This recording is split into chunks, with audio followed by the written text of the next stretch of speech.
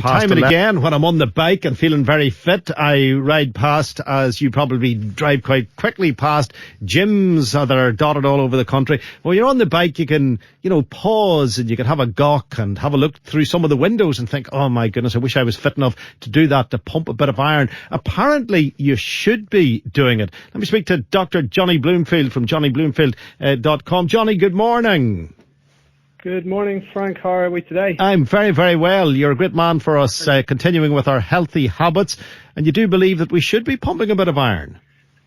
Yeah, look, we're talking about healthy habits. Yeah, strength training should be right up there in the top of everybody's healthy habits. So the national, or the worldwide guidelines for physical activity is to do 150 minutes per week of moderate level activity. And then underneath that, there's some small print which says, and you must do 2 resistance-based exercises, days of exercise, of resistance-based training as well. It's there for a very, very important reason. As we age, we start to lose our muscle mass and we lose our bone density, especially if we don't do anything to preserve those. And how we preserve them is by doing strength or resistance training. So we got to put some sort of level of effort or force through our muscles and through our bones to keep them strong. It's really important because once we go past the age of 30, we naturally start to lose our muscle mass and our bone density. Especially if you remember back a couple of weeks ago, Frank, we were talking about sitting being the new smoking. We're all sitting too much. So when we sit, we're in a perfect scenario for losing muscle mass and bone density. So we've got to move and we've got to build our strength and our bone density. So I visualize, lifting heavy weights like you see in the gym or pulling the back wheel of a tractor behind you. You're not expecting people to do that. So that seems to be where the gym industry has gone. It's very much about functional movement. And I think strength training and gym training, it's very much focusing on either how you look, the aesthetics and that you gain from strength training, or it's about performance, like I want to run faster, I want to do that. And I think that's where that industry is focusing because that's where the market is. But the rest of us, well, we should also be still considering doing resistance exercises, and we can do them anywhere. I personally I don't really buy into the gym. It's not my scene. I do everything at home. I lift my children up as often as I can, and they're a great source of external weight. But my body weight is enough for me to do everything that I need to do. I heard you there you were saying you were on the bike. That's another great way of building strength, especially if you go cycling, where in a few more challenging routes, maybe, and it takes you up the odd hill or two, and you'll feel that in your legs, and of course your bones get stronger as you have to push.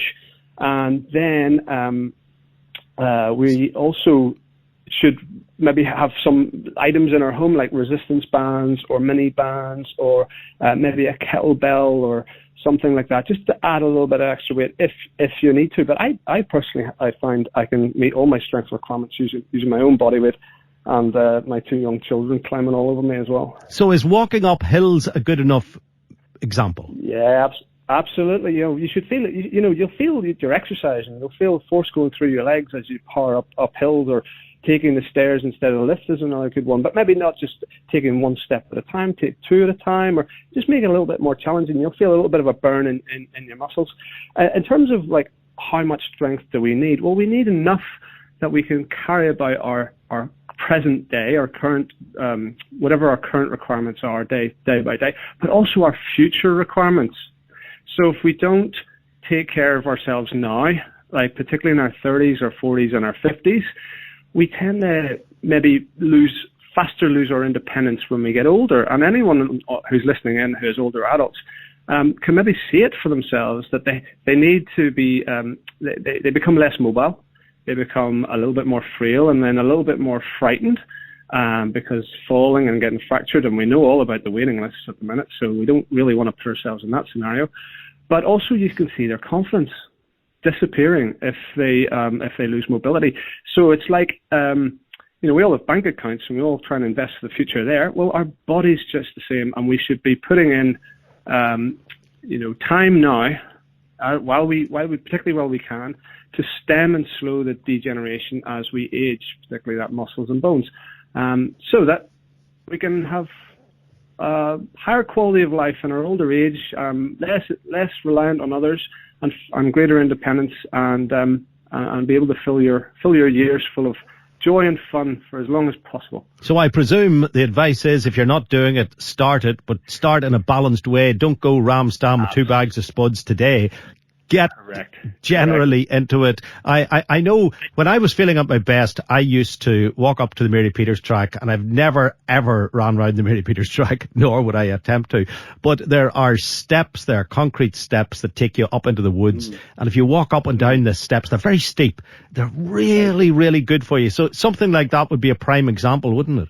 Yeah. Even those grass banks and so on. Well, they're very steep. So yeah, you'll have to really force your entire body weight up that level to, and that's a great effort for your legs. So, we're not only looking for strength, we're also looking for power. So your ability to do that at speed is another good thing. So how quickly can you do it is another good thing. So building not just strength but also power is another good thing. But look, the research out there shows that all we got to do is a single set of 12 to 15 repetitions. So something you repeat an exercise once, 12 to 15 times, but making it challenging. That's the key thing. And that is enough for us to get by day. And doing that, doing half a dozen to 10 exercises twice a week is absolutely sufficient. Now, if you go too, like you mentioned there, if you go too hard at it too soon, you'll end up with what we call DOMS, and DOMS is horrible. It's the shortened version of delayed onset muscle soreness. So anyone who's started a new exercise regime, you'll know what you feel like the next day or 36 hours after you've done that first workout. You're stiff, you're sore, you're in pain, it's awful. So you go too hard too soon, you'll end up with real stiffness and soreness as your body adapts. Ease your way into these things. Don't take it so severely. You'll always get a little bit of DOMS, but you don't want severe DOMS where you're just like, heck, I'm not going to keep doing this. This is horrible. So, Alan, it's about easing your way in and doing the right amount and making progress as we go. Good advice, Johnny. Good advice. Ease your way in, do your little stretches, and don't do any more than 10 to 15, and take it handy, but don't sit about all the time. Get some exercise, and it really, apart from helping your muscles and your body, your bone density and your muscle mass, it does, everybody knows, helps your mind. Dr. Johnny Bloomfield from johnnybloomfield.com. I got that right? drjohnny.bloomfield.com or johnnybloomfield.com? No, that's me, johnnybloomfield.com. You'll find me there. Come and have a read of the blog. Plenty more advice there on the website. Great stuff. Johnny, thank you very, very much.